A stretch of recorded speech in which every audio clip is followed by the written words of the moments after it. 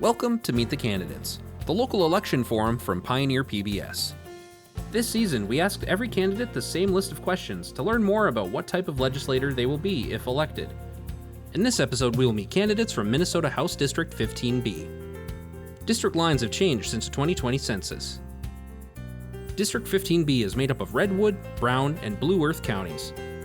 Major cities include New Ulm, Redwood Falls, and Sleepy Eye. To find out which district you live in, visit mnvotes.org. And now, let's meet the candidates. We will start with DFL candidate Tom Custer. I'm Tom Custer, your DFL candidate for Minnesota House in District 15B. That includes Brown and Redwood counties and a tiny corner of northwest Blue Earth County. And I want to ask you a question. What is stressing you right now?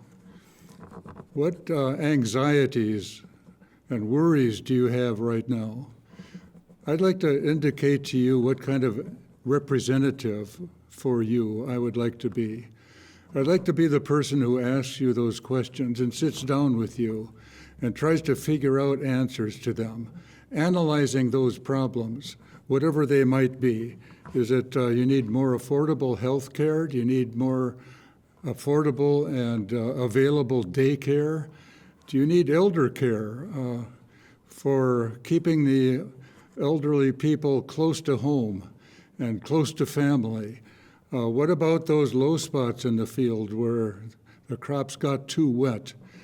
I want to talk with you about those, figure out those problems and figure out ways of approaching them and addressing them and making your life better.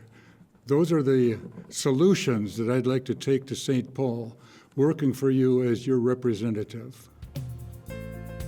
Why do you want to be the representative for your district? I want to represent you in District 15B, Brown and Redwood counties, because you don't have an effective representative now. I can be that more effective representative, the one that listens to you, the one that analyzes your problems, that sits down with you and works things out and figures things out. I don't plan to go to St. Paul with a quiver full of positions.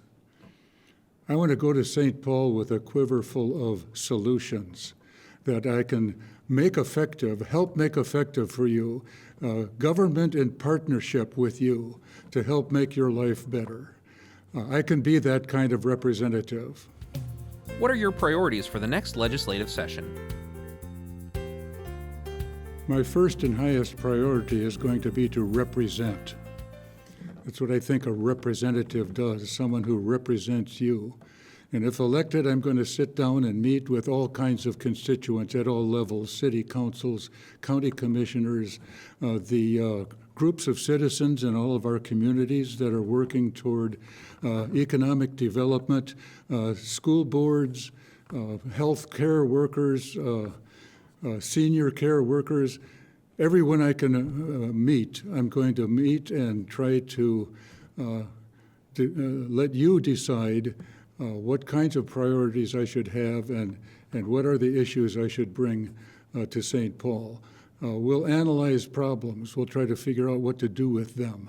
And we're going to work out solutions together, partnering government with you so that your life can be made better by the help of your government. What unique perspective do you bring to the Minnesota House? I offer a lifetime of experience and skills as an advocate. As a college teacher, I taught courses in advocacy, in problem solving, in conflict management, and I practiced those things in my career as a college teacher as well as in the community. That means, first of all, listening to you, hearing your problems and sitting with you and working out solutions to them. And then that means creating a reasonable and persuasive case for those solutions and bringing them to the legislature. It means building coalitions that will get things done. I have a track record of getting things done. I helped fund a school referendum in New Ulm. I helped fund the Vogel Arena in New Ulm. I helped create a campaign to fund the swimming pool at Flandreau State Park in New Ulm.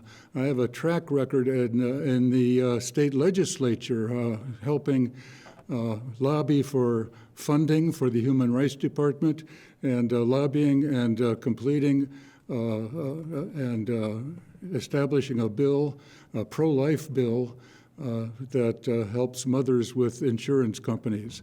I've done all these things, and these are the skills and abilities that I offer to you as an effective advocate in St. Paul for your interests getting things done. What is your vision for the future of Minnesota? Oddly, my vision for the future of Minnesota depends a great deal on the outcome of this year's presidential election. In the unlikely but possible event that the Republican wins the White House again, we're going to need a strong Democratic presence in St. Paul to protect you and to protect the state from the impact of the policies that will be implemented there from the new president and Project 2025. Make no mistake, as the coach says, why draw up the playbook if you're not going to use the plays? And we're going to need to make sure that there are no concentration camps in Minnesota, that the valuable farm workers aren't rounded up and the production disrupted, not to mention the families broken apart by their cruel proposal to round up and deport immigrants. We're going to need a strong presence in St. Paul to protect farmers against the impact of Project 2025, where they're going to take nutrition programs out of the Farm Bill, where they're going to cut back on risk protection, where they're going to eliminate any reference to climate and any support for climate. If the Democrat wins, then we can turn the page on all that politics of hate and division and retribution and move forward as we have in the past legislative session under the leadership of Democrats, working on issues like risk protection for farmers and climate effects and limiting stray voltage and all those things. We'll work, it'll be quite a different vision, but crucially important for the people of Minnesota. And now, a closing statement. As you can tell, I've been around for quite a while. I was 5 years old when General Dwight Eisenhower led the greatest generation in Europe to defeat the Nazis. And now the leader of the other party welcomes the support of Nazis and says they're very fine people. I remember when Republican President Reagan said, "Tear down this wall," and oversaw the destruction of the Soviet Empire. And now that party wants to help Putin rebuild that empire by giving him Ukraine. I remember when Republican leaders of Congress went to their President Nixon when it was clear that he had broken the law, and they told him, "You either resign or you're going to be impeached." And now that party puts up with any kind of law breaking from their leader and defends him. The Republican Party used to stand for good, sound, conservative principles, free trade, support for democracies around the world, resistance of dictators, a whole list of good, strong, conservative principles, but those are all gone. That Republican Party is dead. It's been taken over by the MAGA people who have stolen their name. The MAGA people are Republicans in name only, rhinos. If you vote for a Democrat this time, it doesn't mean you're a Democrat, God forbid. It only means that you're joining a growing list of Republicans who are trying to cleanse the stain from the top of their party by this time voting for a Democrat for president. I hope that one of those Democratic votes that you'll cast this year is for me. Go to tomforhouse.com. You can find more information online about Tom Custer at his website, tomforhouse.com. Next, the Republican candidate, Paul Torkelson. Hello, my name is Paul Torkelson. I'm the endorsed Republican candidate for District 15B, and I want to thank you for taking an interest in Minnesota politics and thank voters for strong support I have received in elections over the last 18 years. I am finishing my 8th term in the Minnesota House of Representatives, and I hope to be reelected to the 9th term this fall. The general election in November is November 5th, and whether it's through your mailbox or the ballot box, I hope all of you take the time to vote. It has truly been an honor to serve my constituents and represent them at the Capitol. I'm a farmer by trade, actively involved in the operation of my farm. I'm a 4th-generation farmer. I directly connect with the everyday issues affecting greater Minnesota. I am proud of my record in the legislature over these last 16 years, representing my district and dealing with some of the most challenging issues facing the state of Minnesota. The broad range of my experience in and out of the legislature has equipped me with the skills and perspectives that help me successfully represent my constituents.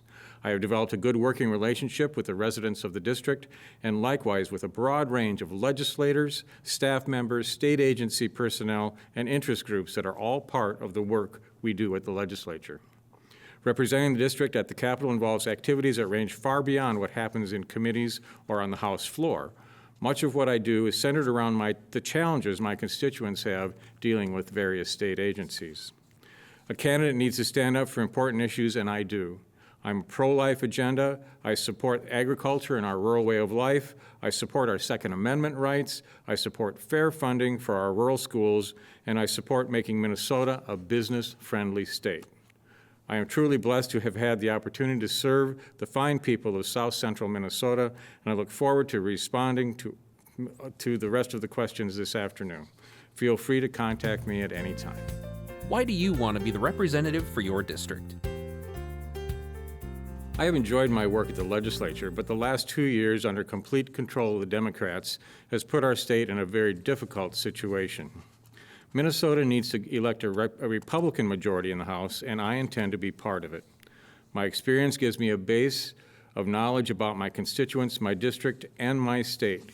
Utilizing who and what I know, I will strive to represent all of them and use my experience to be an effective legislator. The voters of 15B are kind enough to reelect me this fall. I will stand ready to represent them.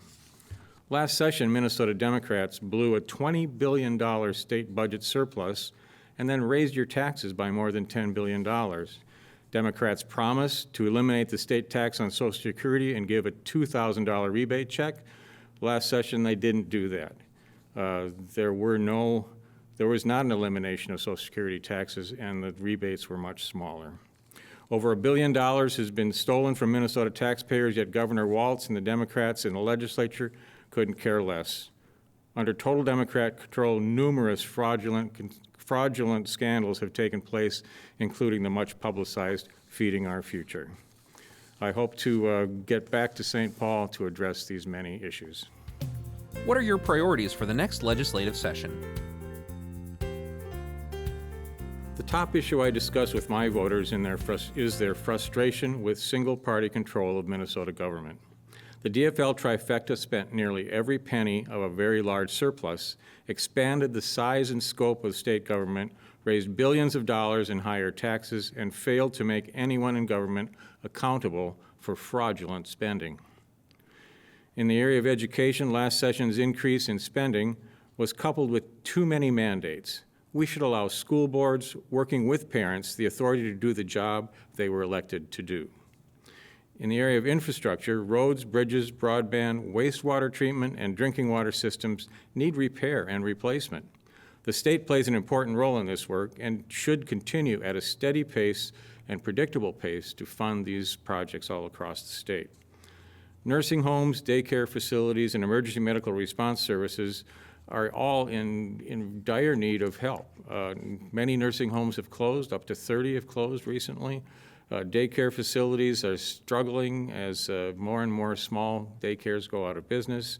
Our emergency medical responders have definite challenges of recruiting new responders, and they also need help.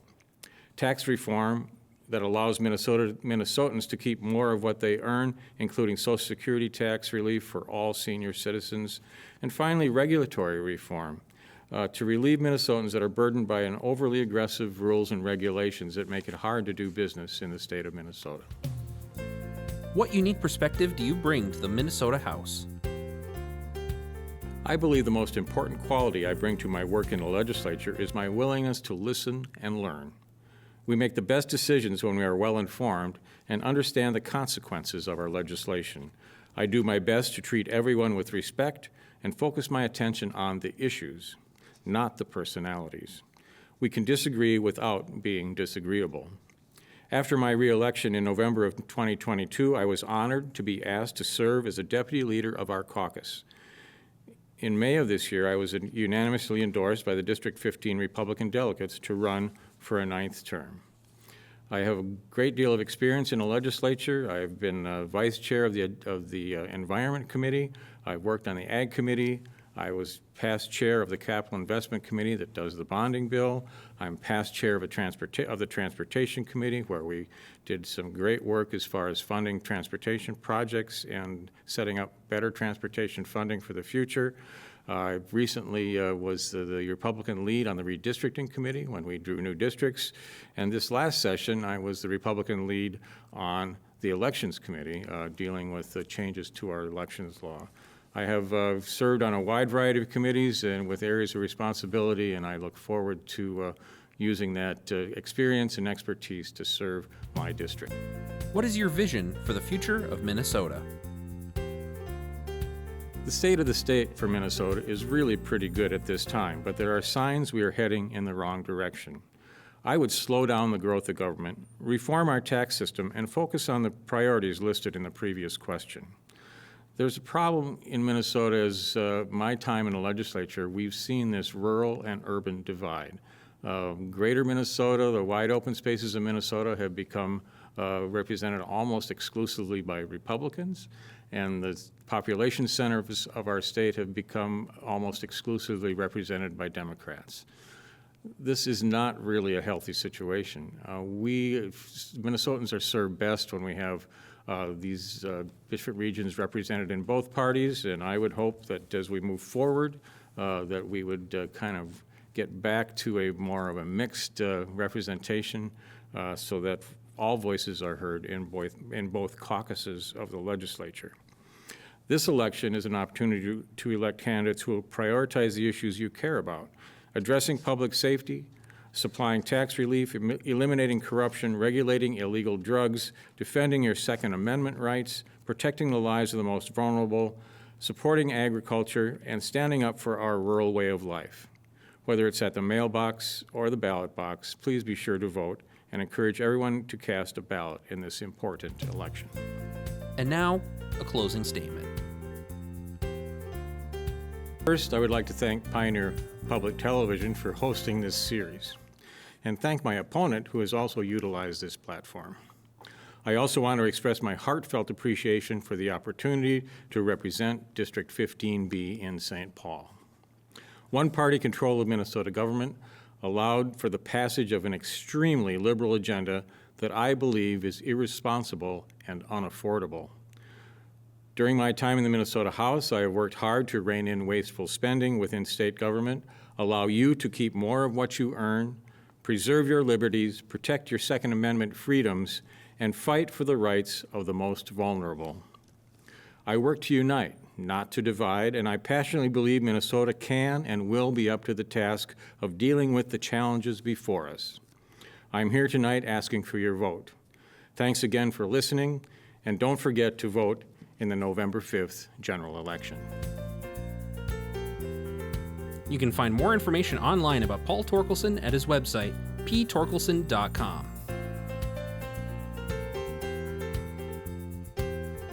Learn more about voting, how to register, and what district you live in by visiting the Minnesota Secretary of State website at mnvotes.org. Remember, Election Day is Tuesday, November 5th. Thank you for watching Meet the Candidates on Pioneer PBS.